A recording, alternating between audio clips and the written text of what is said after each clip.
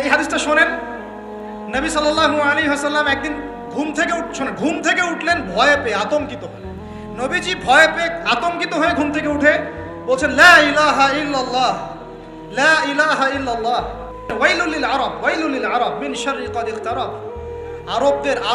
আরব জাতির জন্য ধ্বংস, আরব জাতির জন্য ধ্বংস। কি ভয়ঙ্কর ফিতনা ধেয়ে আসছে ওদের দিকে, কি ভয়ঙ্কর ফিতনা ধেয়ে আসছে। এবং তিনি হাতের ইশারা করে দেখালেন এইভাবে যে আজকে, নবীজি বলছেন 1400 বছর আগের কথা, 1445 বছর আগের কথা, 1445 বছর আগে নবীজি বলেছেন আজকে, ওই সময় আজকে ইয়াজুজ আর মাজুজের যে দেয়ালের কথা মনে আছে? জুলকারনাইনের সময় দেয়াল, এই দেয়াল এতটুকু পরিমাণ খুলে দেয়া হয়েছে, এতটুকু পরিমাণ খুলে দেয়া হয়েছে 1400 কত বছর আগে। তখন তার স্ত্রী বলছেন, আনুহলিকু আফিনা সালিহিন, আনুহলিকু আফিনা সালিহিন ইয়া রাসূলুল্লাহ, হে আল্লাহর রাসূল সাল্লাল্লাহু আলাইহি ওয়াসাল্লাম, আমাদের মধ্যে ভালো মানুষরা থাকা সত্ত্বেও কি আমরা ধ্বংস হয়ে যাব? আপনি যে বলছেন ওয়াইলুল লিল আরব, আরবদের জন্য ধ্বংস। নবীজি বলছেন, নাম হ্যাঁ, নাম হ্যাঁ, ধ্বংস হয়ে যাবে। ইযা কাসুরাতিল খাবাস, যখন নগ্নতা, বেহায়াপনা, অশ্লীলতা সমাজে রন্ধ্রে রন্ধ্রে ছড়িয়ে পড়বে, তখন আলেম জালেম সব ধ্বংস হবে। এই হাদিসটা অকাট্য হাদিস বুখারী মুসলিমের, মানে এটা সহিহ, এটা বিষয়ে কোনো সন্দেহ নেই। তাহলে নবীজি 1445 বছর আগে বলছেন যে আরবদের জন্য ধ্বংস ধেয়ে আসছে, এবং দেয়াল এভাবে খুলে দেয়া হয়েছে। কাদের দেয়াল? ইয়াজুজ আর মাজুজ। আর ইয়াজুজ আর মাজুজের সাথে আরবদের ধ্বংসকে সম্পর্কিত করা হলো না? ইয়াজুজ আর মাজুজের সাথে আরবদের ধ্বংসকে সম্পৃক্ত করা হলো এবং বেহায়াপনাকে সম্পৃক্ত করা হলো, তাই না? বুঝতে পারছেন? আরব জাতির ধ্বংসের সাথে ইয়াজুজ মাজুজকে কানেক্টেড করা হলো এবং অশ্লীলতাকে, কি বলেন, অশ্লীলতাকে কানেক্টেড করা হলো। এখন আপনি চিন্তা করে দেখেন, সারা বিশ্বে পর্নোগ্রাফি কারা ছড়িয়ে দিয়েছে? বলেন দেখি, পর্নোগ্রাফি কি বেহায়াপনা না? সমাজের ইদা কাসুরাতিল খাবাস, যখন সমাজের রন্ধ্রে রন্ধ্রে বেহায়াপনা ছড়িয়ে পড়ে নাই? মিলান, হাদিসটা মিলান। সমাজের এই মেয়েদের, এই যে ফ্যামিলিস্ট রেভলিউশন কারা ছড়িয়ে দিয়েছে? ফ্যামিলিস্ট রেভলিউশন কারা ছড়িয়ে দিয়েছে? ওরা। সমাজে মেয়ে ছেলে একসাথে চলবে একই পোশাকে, কারা ছড়িয়ে দিয়েছে? সমাজে মেয়েদের বেপর্দায় চলার এই সংস্কৃতি কারা ছড়িয়ে দিয়েছে? মাদক আর সুদের সংস্কৃতি কারা ছড়িয়ে দিয়েছে? জেনা, ব্যভিচার, পর্নোগ্রাফি, এগুলো কারা ছড়িয়ে দিয়েছে? এটাই ওই যে খুলে দেয়া হয়েছে। এটা আমার ব্যাখ্যা, এটা আমার বুঝ। পৃথিবীর এমন কোন রাষ্ট্র বাকি রাখে নাই তারা এগুলো ছড়াতে, এমন কোন রাষ্ট্র বাকি নেই। তাহলে সব জায়গায় ছড়িয়ে পড়বে না ইয়াজুজ মাজুজের ফিতনা? ছড়িয়ে পড়েছে। আল্লাহ পাক আমাদেরকে এই সীমা গোলক ধাঁধা থেকে হেফাজত করুন, আমিন। আমাদের সংস্কৃতি নিয়ে আমরা বুক ফুলে বাঁচবো ইনশাআল্লাহ, আমাদের সংস্কৃতি নিয়ে আমরা চলবো ইনশাআল্লাহ। আমাদের কোরআন আছে, হাদিস আছে, আমাদের নবী আছেন, আমাদের সাহাবীরা আছেন, আমাদের দ্বীন আছে ইনশাআল্লাহ। আমাদের অন্য কাউকে প্রয়োজন আছে?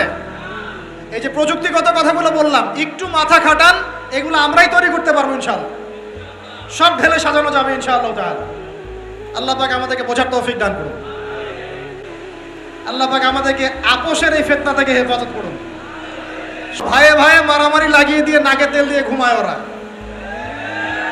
ভাইয়ে ভাইয়ে মারামারি লাগিয়ে দিয়েছে, ভাই ভাই, মুসলিম মুসলিম, ভাই ভাই, ওরা এখন মারামারি কর, আমরা নাকে তেল দিয়ে ঘুমাই।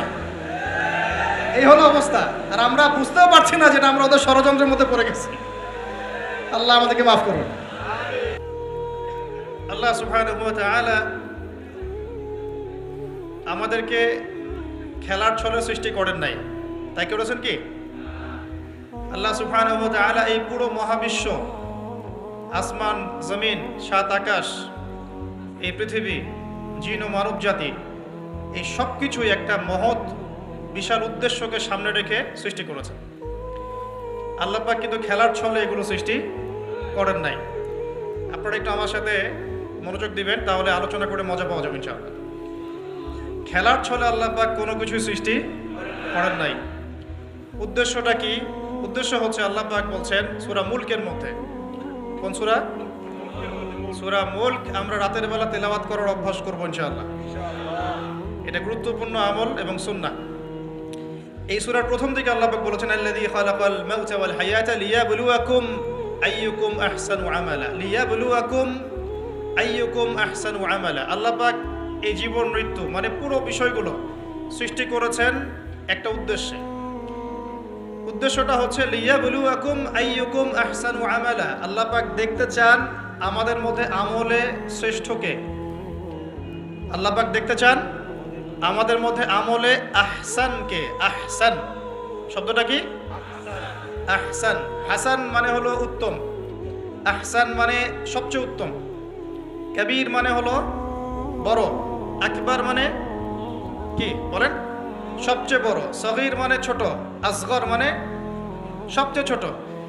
তো এখানে যে শব্দটা ব্যবহার করা হয়েছে এটাকে আমরা আরবি ব্যাকরণের ভাষায় বলি ইসমে তাফজিল, আর ইংরেজিতে বলি সুপারলেটিভ ফর্ম। কি ফর্মস? সুপারলেটিভ তো বোঝেন, যেটা দিয়ে সর্বোচ্চটা বোঝায়। এখানে হাসান এর সুপারলেটিভ হচ্ছে আহসান। আল্লাহ পাক দেখতে চান এই দুনিয়াতে আমরা আমলে আহসানকে। সুবহানাল্লাহ। আল্লাহ পাক দেখতে চান না গরু খাওয়া মুসলিমকে। আল্লাহ পাক দেখতে চান না জুমার দিনে কে নামাজ পড়তে আসে। আল্লাহ পাক দেখতে চান না ঈদের দিনে কারা নামাজ পড়তে আসে, রমজান মাস আসলে কারা মুসল্লি হয়। আল্লাহ পাক এটা দেখতে চান। আল্লাহ পাক কি দেখতে চান? আমলে আহসান। আহসান হতে হলে কি গতানুগতিক মুসলিম হলে চলবে না শক্ত মুসলিম হতে হবে? কোনটা? মুসলিম এখন বাংলাদেশে মোটামুটি দুই প্রকার। একটা হচ্ছে সুবিধাবাদী মুসলিম, আর একটা হচ্ছে প্রকৃত মুসলিম। সুবিধাবাদী মুসলিম কেমন? নামাজও পড়বো, সুদও খাবো, আমি যাকাতও দিব, এদিকে ঘুষও নিব। ধরেন যে বছর বছর হজ ওমরা করলাম, আবার অন্যের সম্পদ আত্মসাৎ করছি, মানুষের উপর জুলুম করছি। মানে যে অংশটুকু পালন করতে আমার কোনো সমস্যা নাই, ওই অংশটুকু আমরা পালন করতে কোনো সমস্যা মনে করি না। আর যে অংশগুলো পালন করলে আমার দুনিয়ার ক্ষতি হয়, দুনিয়ার স্বার্থ ক্ষুণ্ণ হয়, সেগুলো আমরা পালন করতে চাই না। এই ধরনের মুসলিমটাকে কি বলে? সুবিধাবাদী মুসলিম। ইংরেজি একটা সুন্দর শব্দ আছে, শব্দটা হলো Protestant version of Islam. Protestant version of Islam. ওই যে প্রোটেস্ট্যান্ট খ্রিস্টান আছে, প্রোটেস্ট্যান্ট খ্রিস্টান, ওই রকম প্রোটেস্ট্যান্ট মুসলিম মানে সুবিধাবাদী মুসলিম। তো সুবিধাবাদী মুসলিমদের জন্য কি জান্নাত? মুসলিম কাকে বলে? মুসলিমের সবচেয়ে সেরা এক্সাম্পল আল্লাহ পাক কোরআনে যেগুলো দিয়েছেন তারা হচ্ছেন নবীগণ। তারা কারা? এবং সর্বশ্রেষ্ঠ নবীকে মুহাম্মদ রাসূলুল্লাহ সাল্লাল্লাহু আলাইহি ওয়াসাল্লাম। সেই সর্বশ্রেষ্ঠ নবী মুহাম্মদ সাল্লাল্লাহু আলাইহি ওয়াসাল্লামকে আল্লাহ পাক একজন নবীর দৃষ্টান্ত দিয়ে মুসলিম হওয়ার কথা বলছেন, আর মুসলিম হওয়ার উৎসাহ দিচ্ছেন। কিভাবে? সেই নবীর নাম হচ্ছে ইব্রাহিম আলাইহিস সালাম। আল্লাহ পাক সূরা বাকারা পড়ে দেখবেন, শুরুর দিকে আছে, প্রথম পারার একদম শেষের দিকে। আল্লাহ পাক বলছেন বা'দা আউযু বিল্লাহি মিনাশ শাইতানির রাজীম ইয ক্বালা লাহু রাব্বুহু আসলিম। হে নবী মুহাম্মদ সাল্লাল্লাহু আলাইহি ওয়াসাল্লাম, যখনই আমি আল্লাহ ইব্রাহিমকে বলেছিলাম আত্মসমর্পণ করো, বুঝুন কথাটা, যখনই আমি আল্লাহ ইব্রাহিমকে বলেছিলাম আত্মসমর্পণ করো, ক্বালা ইব্রাহিম বলেছিল আলাইহিস সালাম আসলামতু লিরাব্বিল আলামিন, আমি জগৎ সমূহের প্রতিপালকের নিকটে কি করলাম? আত্মসমর্পণ করলাম। এটা কেমন ছিল আত্মসমর্পণ? আল্লাহ পাক বলেছেন তোমার স্ত্রী এবং সন্তানকে রেখে আসো। কোথায়? কোথায়? জনমানব শূন্য জায়গায়। তখন কাবাঘর নির্মাণ হয় নাই, সেখানে খাবারও নাই, পানিও নাই। ইব্রাহিম আলাইহিস সালাম কি বলেছিলেন যে আল্লাহ আপনার এই আদেশের পিছনে যুক্তি কি, দর্শন কি, বিজ্ঞান কি? বলেন তো দেখি। ইব্রাহিম আলাইহিস সালাম কি আঙ্গুল তুলেছিলেন আল্লাহ পাকের আদেশের উপরে? এটা হলো মুসলিম। বলেছেন সন্তান বড় হয়েছে, ফালাম্মা বালাগা মাআহু সাইয়া, যখন বাচ্চা দৌড়াদৌড়ি করতে শিখলো, মানে দৌড় দিতে শিখলো বাবার সাথে, তখন তিনি বলছেন ক্বালা ইয়া বুনাই, হে আমার সন্তান, ইন্নী আরা ফিল মানামি আন্নী আযবাহুক, আমি স্বপ্নে দেখেছি আমি তোমাকে জবাই করছি। ফানজুর মাযা তারা, তোমার কি রায় আমাকে বলো। সন্তান ইসমাঈল বলছেন ইয়া বাতি, হে আমার বাবা, ইফআল মা তুমার, আপনাকে যে আদেশ করা হয়েছে আপনি তাই করুন। সাতাজিদুনি ইনশাআল্লাহু মিনাস সাবিরিন, ইনশাআল্লাহ আপনি আমাকে ধৈর্যশীল পাবেন। এই যে বাবা ছেলে, এটা হলো মুসলিম, এটা হলো ইসলাম। ইয ক্বালা লাহু রাব্বুহু আসলিম, আল্লাহ যখন তাকে বলেছেন আত্মসমর্পণ করো, ব্যাস তিনি বিনা বাক্য ব্যয়ে আল্লাহ পাকের হুকুমের সামনে মাথা পেতে দিয়েছে। এর নাম হলো কি? এখন বলেন, এই মানদণ্ডে আমরা কতজন মুসলিম আছি? এখন নামাজের বৈজ্ঞানিক ব্যাখ্যা খোঁজে মানুষ, এখন রোজার বৈজ্ঞানিক ব্যাখ্যা খোঁজে, যাকাতের অর্থনৈতিক ব্যাখ্যা খুঁজি। ব্যাখ্যা তো আছে, আছে না নাই? এই ব্যাখ্যা আমার না জানলেও চলবে। ব্যাখ্যা আছে, ব্যাখ্যা মিলতে পারে, আবার আমার মানে সংকীর্ণ বুদ্ধিতে নাও আসতে পারে। তো আল্লাহ পাক হুকুম করেছেন, বাস যথেষ্ট আমার জন্য। আল্লাহ পাক হুকুম করেছেন তাওহীদ শিখতে হবে, শিখবো। আল্লাহ হুকুম করেছেন 5 ওয়াক্ত সালাত পড়তে হবে, পড়তে হবে। আল্লাহ পাক হুকুম করেছেন যদি আমাদের নেশাব পরিমাণ সম্পদ হয় যাকাত দিতে হবে, বাস দিতে হবে। আল্লাহ পাক মা বোনদেরকে হুকুম করেছেন বালেগা হয়ে গেলে কি করবে? বালেগা হওয়ার আগেও পর্দা করার সিস্টেম আছে, মানে চর্চা করতে হবে। মা বোনদেরকে পর্দা করতে বলেছেন, বাস পর্দা করতে হবে। আল্লাহ পাক বলেছেন সামর্থ্য হয়ে গেলে হজ করো। আল্লাহ পাক আমাকে আপনাদের সবাইকে হজ করার তৌফিক দান করুন, হজ করবে। আল্লাহ পাক বলেছেন যেখানে জুলুম হচ্ছে একে প্রতিহত করো, করতে হবে। প্রতিহত করার অর্থ এই নয়। প্রতিহত করার অর্থ কি? প্রতিহত করার কয়েকটা অর্থ থাকে। সামর্থ্য থাকলে হাত দিয়ে, সামর্থ্য থাকলে কি দিয়ে? আপনার কি সে সামর্থ্য আছে? বাস নাই। ওয়াইল্লাম ইয়াস্তাতি, যদি না পারো ফাবি কি লিসানিহি, ফাবি লিসানিহি, জবান দিয়ে কথা বলেন। আপনার কথা বলার স্বাধীনতা নাই? আছে তো? সত্যি আছে? মাশাআল্লাহ। আচ্ছা, তাহলে জবান দিয়ে বলবেন। তাহলে কি বলবেন? জবান দিয়ে বলবেন, যতদূর পারেন বলবেন। আর ওয়াইল্লাম ইয়াস্তাতি, যদি এটাও করতে না পারো তাহলে ফাবি কলবিহি, অন্তর থেকে ঘৃণা করো। ঘৃণা কি আছে? লিযালিকা আদওয়াফু মিনাল ঈমান, এটা হলো ঈমানের সবচেয়ে নিচু অংশ। এরপরে ঈমানের কোনো অংশ নাই। মানে অন্যায়, অবিচার, জুলুম, পাপাচার দেখেও যাদের মনের মধ্যে ঘৃণাও আসছে না, আমরা আর মুমিন নাই। সত্যি কথা, এটাই সত্য কথা। আমরা মানি আর না মানি, আল্লাহ পাকের শাস্তি আসার আগেই তওবা করে ফিরে আসা উচিত। আল্লাহ পাক তৌফিক দান করুন। তো ইসলাম বোঝাচ্ছিলাম যে দেখুন, যখন আল্লাহ পাকের যে হুকুম চলে আসবে তার সামনে আত্মসমর্পণ করার নাম কি? ব্যাস এই হলো ইসলাম। এখন বলেন, সত্যিকার অর্থে আমাদের সমাজে এই সুবিধাবাদী মুসলিমদের সংখ্যা বেশি না প্রকৃত মুসলিমদের সংখ্যা বেশি? আল্লাহ পাক বলেছেন আমাদেরকে প্রকৃত মুসলিম হতে। আল্লাহ পাক দেখতে চান, এই সৃষ্টির উদ্দেশ্য কি?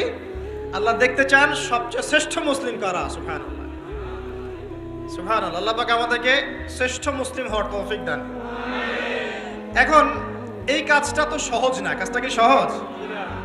কাজটা কিন্তু এত সহজ না। তো কাজটাকে সহজ করার জন্য আমরা আল্লাহর তৌফিক কামনা করি। আল্লাহ পাক আমাদের সবাইকে তৌফিক দান করুন। সর্বপ্রথম আল্লাহ পাক আমাদেরকে দান করুন আল্লাহ পাকের রহমত। আল্লাহ পাক আমাদেরকে দান করুন আল্লাহ পাকের মারেফত, আল্লাহ পাকের দ্বীনের বুঝ, নেক হায়াতের মধ্যে বরকত এবং সঠিক বেঠিক ভালো মন্দ বোঝার ক্ষমতা এবং হক চিনে গেলে তার উপর অটল থাকার তৌফিক। আল্লাহ পাক আমাদের সবাইকে এগুলো দান করুন। এখন আজকের যে কথাটা বলতে চাচ্ছি, যে আমরা যদি আমাদের জীবনটা কাজে লাগিয়ে আল্লাহ পাকের রেজামন্দি হাসিল করতে চাই, সমকালীন ফিতনাময় প্রেক্ষাপটটা আরও কঠিন বেশি। আগের প্রেক্ষাপটটা যতটা কঠিন ছিল, আস্তে আস্তে প্রেক্ষাপট কি হচ্ছে? আরও কঠিন হচ্ছে। যেমন পুরো বিশ্বের ক্ষমতা একসময় মুসলিমদের হাতে ছিল, এখন আছে কি? পুরো বিশ্বের অর্থনৈতিক চালিকা শক্তি একসময় মুসলিমদের হাতে ছিল, এখন কি আছে? পুরো বিশ্বের আপনার বিজ্ঞান প্রযুক্তি বলেন, সামরিক বিষয়গুলো বলেন, সেনাবাহিনী বলেন, হ্যাঁ, রাষ্ট্রীয় কাঠামো বলেন, খেলাফা বলেন, যত বড় বড় কথা শব্দগুলো, এগুলো একসময় মুসলিমদের হাতে ছিল। কাদের হাতে ছিল? এখন কি পুরো বিশ্বের কন্ট্রোল মুসলিমদের হাতে আছে? পুরো বিশ্বের অর্থনৈতিক কন্ট্রোল আছে? পুরো বিশ্বের পলিটিক্যাল কন্ট্রোল, পুরো বিশ্বের এই যে বড় বড় অস্ত্রশস্ত্রগুলো মুসলিমদের হাতে আছে? মিডিয়াগুলা, প্রযুক্তি। তো এখন প্রেক্ষাপট তাহলে আরো বেশি জটিল। তার উপরে আবার সামাজিক ফিতনা আছে, বেপর্দার ফিতনা আছে, পর্নোগ্রাফি আছে, জুয়া আছে, কিশোর গ্যাং আছে, মাদকাসক্তের সয়লাভ আছে, বেপর্দা নারীদের সয়লাভ আছে না, মিডিয়ার প্রোপাগান্ডা আছে, জুলুম আছে, কত কি আছে। তো এই সব কিছু মিলায় এই যুগে তো চলা আরো কঠিন কিনা, এই যুগে চ্যালেঞ্জটা আরো কঠিন কিনা। এজন্যই এরকম একটা যুগের কথা বলে নবী সাল্লাল্লাহু আলাইহি ওয়াসাল্লাম সুসংবাদ দিয়েছেন আমাদেরকে। কি সুসংবাদ? নবীজি বলছেন, ইন্না মিন ওয়ারাকুম জামানা সাবরিন, বলেন সাল্লাল্লাহু আলাইহি ওয়াসাল্লাম, তোমাদের সামনে একটা কঠিন সময় আসছে, কঠিন সময়। উদাহরণ দিতে গিয়ে নবীজি বলছেন সময়টা এমন কঠিন যে হাতের মধ্যে আগুন ধরাটা যতটা কঠিন, হাতে ঈমান ধরে রাখা অত কঠিন হবে। আগুন ধরা কঠিন না সহজ? আগুন ধরা কঠিন না সহজ? নিঃসন্দেহে কঠিন। তাহলে ঈমান ধরে রাখাটাও হবে ওই রকম কঠিন। তার মানে বুঝতে পারছি এখন আমরা যারা ঈমান নিয়ে চলাফেরা করার দাবি করছি কিন্তু ওই রকম হিট ফিল করছি না, তাহলে ঈমানেও সমস্যা নাকি? আচ্ছা, নবীজি বলছে সুসংবাদ হচ্ছে ওই জামানাতে যদি তোমরা আমার সুন্নতের উপরে অটল থাকতে পারো, ভালো করে শোনেন দিনী ভাইরা, ওই রকম ফিতনাময় পরিবেশে কঠিন জামানায় যদি তোমরা আমার সুন্নত, আমার আদর্শের উপরে অটল থাকতে পারো, আল্লাহ পাক তোমাদেরকে 50 জন শহীদ সাহাবীর নেকি দিবেন। তাহলে আমাদের তো পথ পেয়ে গেলাম। আমরা কি এই সমাজ থেকে এখন পালিয়ে যাব, না এখানে থেকেই পরিবর্তনের চেষ্টা করবো? কোনটা? ব্যাস, আমাদের কাজও পেয়ে গেলাম। এখন এই পুরো কাজ নিজে আমল করা, দিন শেখা, পরিবার, সমাজ, দিনের দাওয়াত, এই সব কিছুকে একসাথে রেখে, সামনে রেখে মোটামুটি ভাবে 5টা কাজ আমাদেরকে করতে হবে। রাজি আছেন ইনশাআল্লাহ? কয়টা কাজ করবো ভাই? আসলে বললে অনেক বলা যায়, কিন্তু এতগুলো আপনি মনে রাখতে পারবেন না। আর আমি একটা জিনিস আপনাদেরকে বলে দেই যে একদিনের ওয়াজ মাহফিল দিয়ে দিন কায়েম হবে না। কথা বুঝতে পারছেন? এই যে ওয়াজ হলো, আয়োজন হলো, আপনারা আসলেন, লেকচার শুনলেন, আমি আসলাম 8 ঘন্টা জার্নি করে, আবার 8 ঘন্টা জার্নি করে গেলাম, 1-1.5 ঘন্টা আলোচনা করলাম, এটাই সব কিছু না। এখানে আপনাদের নিবেদিত প্রাণ কিছু ভাই তৈরি করতে হবে, যারা এখানে দিনের মেহনত করবেন, দাওয়াতের মেহনত করবেন, শিক্ষা প্রতিষ্ঠান করে তুলবেন, একটা কমিউনিটি গড়ে তুলবেন। এক কথা, একটা ইসলামী কমিউনিটি গড়ে তুলবেন। এটা না হওয়া পর্যন্ত একদিনের মাহফিল দিয়ে কিচ্ছু হবে না। তা আপনারা কি একদিনের মাহফিল করতে চান, না দিনের দাওয়াতের কাজ সারা জীবন করতে চান? কোনটা? আল্লাহ কবুল করুন।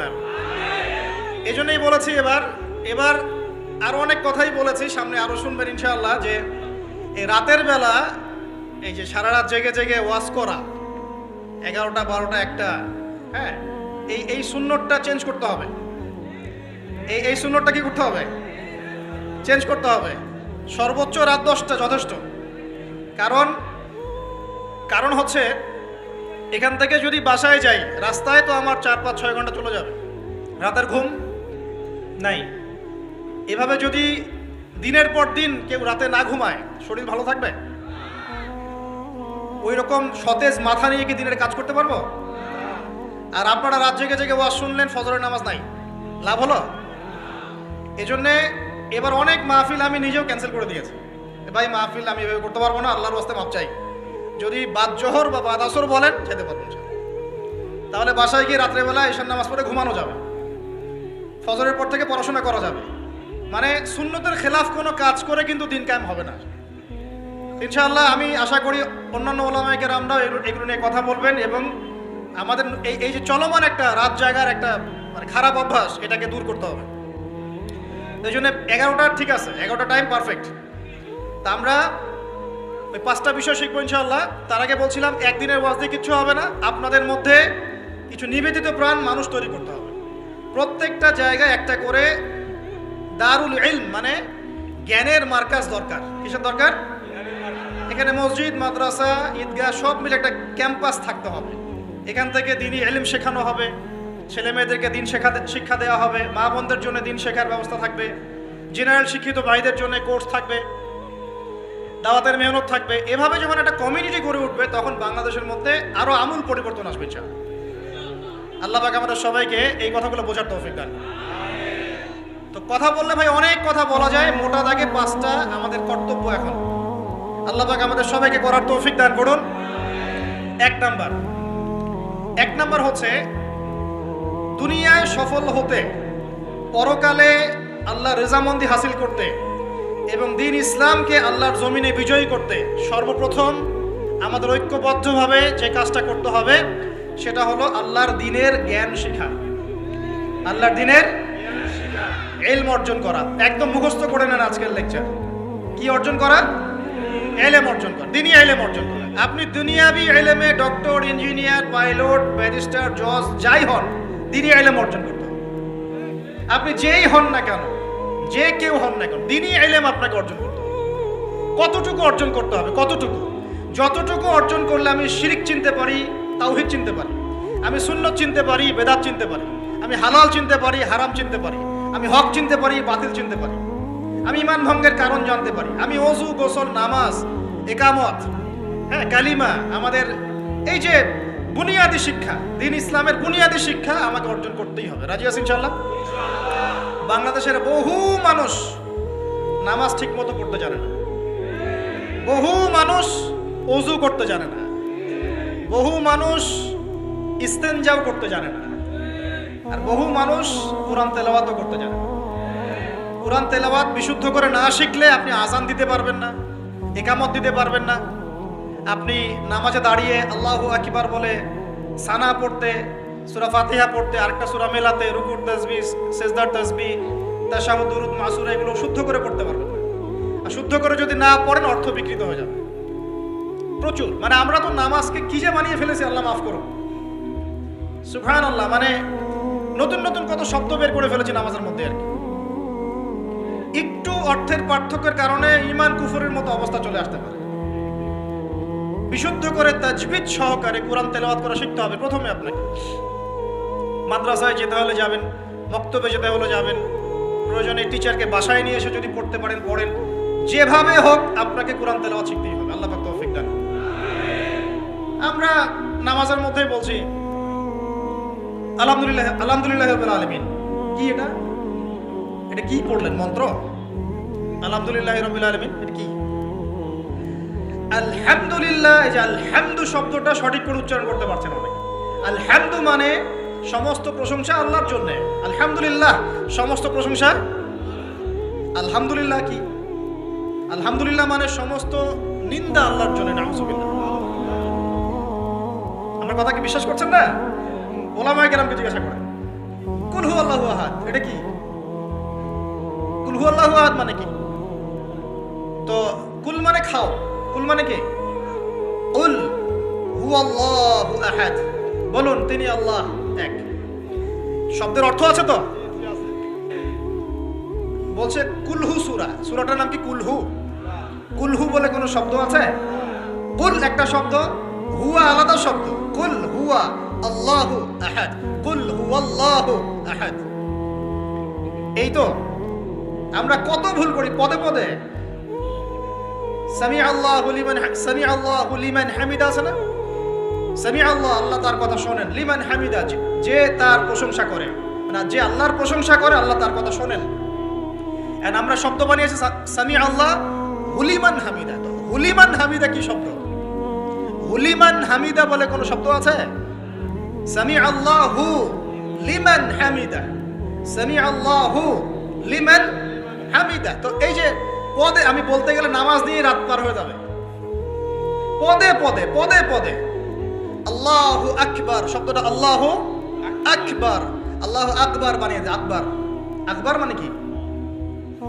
অনেকের আজান শুনে মনে হয় যে গিয়ে একটা পিটন লাগাই দিয়ে, ইকামত শুনলে মনে হয় যে একটা পিটন লাগাই দেয়। কাতকা মাতি সালা, কাতকা মাতি সালা, এটা আবার কি? এগুলো কি? মানে এই যে এগুলো কেন হচ্ছে জানেন? একটাই কারণে, কারণ বিশুদ্ধ করে আমরা কুরআনুল কারীম তেলাওয়াত করা শিখছি না। তো দিন কায়েম করবে, দাওয়াতের কাজ, মেহনত, জিহাদ, ইকামতে দিন, কত বড় বড় কথা। আজ বেসিক এই কুরআন তেলাওয়াত করা শেখার নাম নাই। আমরা ইয়াংদের মধ্যে একটা সমস্যা দেখছি এখন, ফ্যান্টাসি। ফ্যান্টাসি ফ্যান্টাসি মানে আগে হয়তো মানে বিপথে ছিল, হেদায়েত পেয়েছে, ইসলামের দিকে এসেছে। এখন অনেক বড় বড় স্বপ্ন, মাশাআল্লাহ, স্বপ্ন দেখা ভালো, বড় বড় স্বপ্ন, বড় বড় ইচ্ছা। অনলাইনে বসে গরম করে ফেলছে একদম, ফেসবুক গরম, ইউটিউব গরম, হ্যাঁ, ব্লগ দিয়ে ভর্তি গরম। কিন্তু বেসিক যে কোরআন তেলাওয়াতটা করা শিখবে সেটা ঠিক নয়। 3 মাস কোরআনটা তেলাওয়াত করা শিখবে একজন আলেমের কাছে নাই। এটা কোর্স লঞ্চ করে দেন 6 মাস ক্লাস করবে না, প্রথমে 1 মাস ক্লাস করে পরে নাই 5 মাস নাই। এইভাবে ভাই দিনের হয়তো সামান্য কিছু খেদমত হতে পারে, সামগ্রিক পরিসরে ইসলাম বিজয়ী হবে না। এক কথায় আমরা যদি এই যুগের আবু বকর, ওমর, ওসমান, আলী রাদিয়াল্লাহু আনহুম আজমাইন হতে না পারি, তাহলে এই যুগের সেই ইসলামী খেলাফা বাস্তবায়িত হবে না। এটা হলো মূল কথা।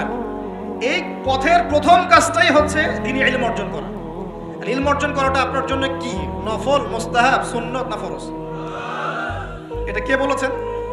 রাসূলুল্লাহ সাল্লাল্লাহু আলাইহি ওয়াসাল্লাম বলেছেন, তালাবুল ইলমি ফরিদাতুন আলা কুল্লি মুসলিম। তালাবুল ইলম মানে জ্ঞান অর্জন করা, ফরিদা ফরজ মানে কি?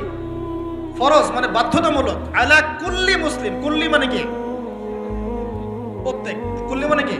কুল্লু মানে প্রত্যেক মুসলমানের উপরে, প্রত্যেক মুসলমান যে মুসলমান দাবি করে নিজেকে, কালিমা পড়েছে, তার উপরে জ্ঞান অর্জন করা ফরজ করেছেন আল্লাহ। আপনি কোরআন তেলাওয়াত না শিখে থাকতে পারবেন না, তো এটা আপনার উপর ফরজ করা হয়েছে। নামাজ কি পড়ছেন, কি বলছেন, এটা আপনাকে শিখতে হবে, তো এটা ফরজ করা হয়েছে। আজান দেওয়া শিখতে হবে, ইকামত দেওয়া শিখতে হবে, ইমামতি করার যোগ্যতা অর্জন করতে হবে। মালয়েশিয়ার একটা ভালো জিনিস দেখলাম যে ওখানে প্রাইমারি লেভেল থেকে মানে স্কুল লেভেল থেকেই এই মাদ্রাসা এবং মানে জেনারেল এটা আলাদা করে করে কোনো প্যাটার্ন করা নাই, এটা একসাথেই প্যাটার্নটা করে দেয়। মানে আপনি স্কুলে ভর্তি হলে, স্থানীয় স্কুলে বা কলেজে যেভাবে তারা সিস্টেম করেছে, ইসলামের বুনিয়াদী শিক্ষাটা বাধ্যতামূলক শিখতে হবে। যে কেউ, তাদের সিভিলিয়ানদের মধ্যে যে কেউ ইমামতি করতে পারে, মাশাআল্লাহ। এটা আমাদের করা উচিত ছিল না? আমরা